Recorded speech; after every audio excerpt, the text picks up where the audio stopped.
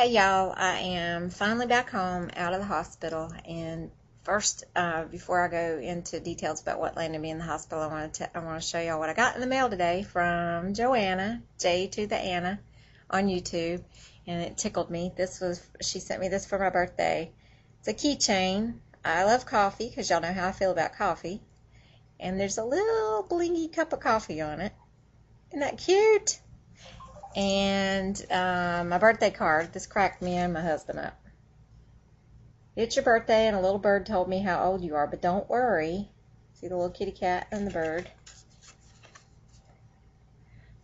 The little bleep won't be telling anyone else. Cracked me up. My husband actually laughed out loud, and for him to get a kick out of a birthday card, that's a big thing. So anyway, since I talked to you guys last, what happened to me? Well, last Friday, so August 5th, everything was going fine, had been off work for a couple days, and going along, eating normally, what I normally eat, and I started feeling kind of like bloated and gassy, probably around 3 o'clock in the afternoon, and I told my husband, man, I'm just really uncomfortable and gassy, and had taken my normal supplements and that kind of thing. Well, then I ate, I'm sorry this is jumping, I'm sitting in a chair with it on my lap. Anyway, so the last thing that I had eaten for an early dinner that day was lentils that I had made in the crock pot, and I'm not the only one that had eaten them. They were fine. Well, then my belly started hurting that much more, so of course I'm thinking gas, and really bad gas, and then it progressively got to the point where it was in my back, and like radiating from the front to the back, and had me literally doubled over. I couldn't sit, I couldn't stand, I couldn't walk. I was, trying to pace the floor or lay on my left side. Tried to do everything I could do, and absolutely nothing would relieve the pain. So, after probably 2 hours of that, I was in tears, and that's just not me. I have a pretty high pain tolerance, and my husband said, okay, that's it, we're going to the emergency room. So, of course, by this point, I had called my sister in North Carolina, who's a nurse, as if she could do anything for me. And she said, get your butt to the hospital. You know what you need to do. So it's easier when you're a nurse to tell other people what they need to do than it is to follow your own advice and do what you're supposed to do. So went to the hospital. Well, then where do you go to the hospital? Because I've just moved to Florida in March, and I don't have a primary care doctor here yet. My insurance just took effect Monday of last week, so I hadn't established with anybody yet, and I did not want to go to the emergency room here in town where I used to work. Long story, but I just really did not want to go there. And the best hospital I figured for bariatric surgery in this area is Tampa General, which is where I've applied for the bariatric navigator position. I'll talk about that probably in another video because this one's going to go long. But anyway, so I wanted to go to Tampa General, but I was hurting so bad there was no way I could have gotten all the way there. And I wasn't driving, my husband was driving, but I was just writhing in the car. I couldn't sit still. So instead of the hospital that I actually work at, where they do not do bariatric surgery, he took me to one of our satellite hospitals where they do consider themselves a center of excellence, and they have 2 bariatric surgeons that work between 2 of the satellite facilities. So I went there and told them what was going on. They did a CT scan and some other belly x-rays and said, your bowel is twisted and you have a bowel obstruction, so we're going to have to put an NG tube in. And immediately my husband and I were both like, no, that's not going to happen, because I've had gastric bypass, and that goes against everything that I've heard about gastric bypass. Unless you're a bariatric surgeon, you're not dropping a tube in me. And the ER doctor was like, oh no, you need this, you've got bowel obstruction, and that's the treatment. I said, no, and you talk to the bariatric surgeon, have them tell me that I have to have it, and then I'll have it done.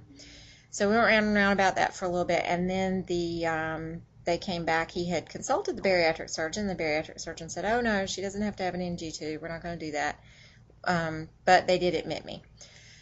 So then when he saw me finally, I can't remember if it was that night because everything's kind of a blur. But anyway, when he came to see me, which was probably the next morning, he said they were going to do some further x-rays, and but that his interpretation of the CT scan was that it was not a twisted bowel, that it was just the funky anatomy that we're left with after the gastric bypass.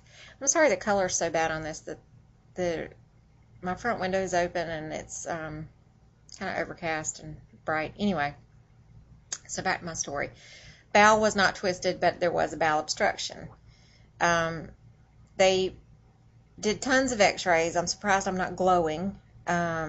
It was like daily x-ray, multiple x-rays, and the CT scan, and they did Sunday something called a gastrographin study, which is it's a dye study where you drink the dye and then it goes through. But since gastric bypass, they didn't do it with barium, because if barium sets up in your system and you don't clear it all, it's literally like concrete and near impossible to get out. So because of the risk with that, they gave me the gastrographin. This was the second time, because I think I did that Friday night when I went in there too, because I remember arguing again with the ER doc and telling him I can't hold all that contrast. There's no way I can possibly swallow it all. I've got this itty bitty pouch, and it's not even recommended that we have that much. So anyway, he was not very knowledgeable, but anyway, so when I had it on Sunday, they gave me like a higher concentration, same amount of gastrographin dye stuff, but higher concentration of dye and a smaller amount of fluid. So it was extra nasty on Sunday. But anyway, I got it down, and they were able to see on that scan that it looked like it was at least resolving. And then on Monday, the study that I had on Monday was a little bit better.